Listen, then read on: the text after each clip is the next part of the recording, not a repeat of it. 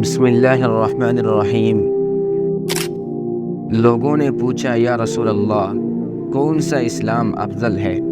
تو نبی صلی اللہ علیہ وسلم نے فرمایا، وہ جس کے ماننے والے مسلمانوں کی زبان اور ہاتھ سے سارے مسلمان سلامتی میں رہیں۔ صحیح بخاری حدیث نمبر 11۔ ایک دن ایک آدمی نے حضرت صلی اللہ علیہ وسلم سے پوچھا کہ کون سا اسلام بہتر ہے؟ فرمایا، یہ کہ تم کھانا کھلاؤ اور جس کو پہچانو اس کو بھی اور جس کو نہ پہچانو اس کو بھی، الغرض سب کو سلام کرو۔ صحیح بخاری حدیث نمبر 12۔ حضرت صلی اللہ علیہ وسلم نے فرمایا، تم میں سے کوئی شخص ایماندار نہ ہوگا جب تک اپنے بھائی کے لیے وہ نہ چاہے جو اپنے نفس کے لیے چاہتا ہے۔ صحیح بخاری حدیث نمبر 13۔ بے شک رسول کریم صلی اللہ علیہ وسلم نے فرمایا، قسم ہے اس ذات کی جس کے ہاتھ میں میری جان ہے، تم میں سے کوئی بھی ایماندار نہ ہوگا جب تک میں اس کے والد اور اولاد سے بھی زیادہ ان کا محبوب نہ بن جاؤں۔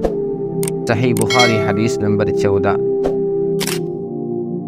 حضرت صلی اللہ علیہ وسلم نے فرمایا، تم میں سے کوئی شخص ایماندار نہ ہوگا جب تک اس کے والد اور اس کے اولاد اور تمام لوگوں سے زیادہ اس کے دل میں میری محبت نہ ہو جائے۔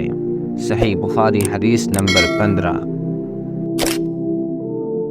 وہ نبی کریم صلی اللہ علیہ وسلم سے آپ نے فرمایا، 3 خصلتیں ایسی ہیں کہ جس میں یہ پیدا ہو جائے اس نے ایمان کی مٹھاس کو پا لیا۔ اول یہ کہ اللہ اور اس کا رسول اس کے نزدیک سب سے زیادہ محبوب بن جائے۔ دوسرے یہ کہ وہ کسی انسان سے محض اللہ کی رضا کے لیے محبت رکھے۔ تیسرے یہ کہ وہ کفر میں واپس لوٹنے کو ایسا برا جانے جیسا کہ آگ میں ڈالے جانے کو برا جانتا ہے۔ صحیح بخاری حدیث نمبر 16۔ آپ نے فرمایا، انصار سے محبت رکھنا ایمان کی نشانی ہے اور انصار سے کینہ رکھنا نفاق کی نشانی ہے۔ صحیح بخاری حدیث نمبر 17۔ عبادہ بن صامت رضی اللہ عنہ جو بدر کی لڑائی میں شریک تھے اور لیلۃ العقبہ کے 12 نقیبوں میں سے تھے، فرماتے ہیں کہ رسول اللہ صلی اللہ علیہ وسلم نے اس وقت جب آپ کے گرد صحابہ کی ایک جماعت بیٹھی ہوئی تھی، فرمایا کہ مجھ سے بیعت کرو اس بات پر کہ اللہ کے ساتھ کسی کو شریک نہ کرو گے، چوری نہ کرو گے، زنا نہ کرو گے، اپنی اولاد کا قتل نہ کرو گے اور نہ عمدن کسی پر کوئی ناحق بہتان باندھو گے اور کسی بھی اچھی بات میں خدا کی نافرمانی نہ کرو گے۔ جو کوئی تم میں اس عہد کو پورا کرے گا تو اس کا ثواب اللہ کے ذمے ہے، اور جو کوئی ان بری باتوں میں سے کسی کا ارتکاب کرے اور اسے دنیا میں اسلامی قانون کے تحت سزا دے دی گئی تو یہ سزا اس کے گناہوں کے لیے بدلہ ہو جائے گی، اور جو کوئی ان میں سے کسی بات میں مبتلا ہو گیا اور اللہ نے اس کے گناہ کو چھپا لیا تو پھر اس کا معاملہ اللہ کے حوالے ہے، اگر چاہے معاف کرے اور اگر چاہے سزا دے دے۔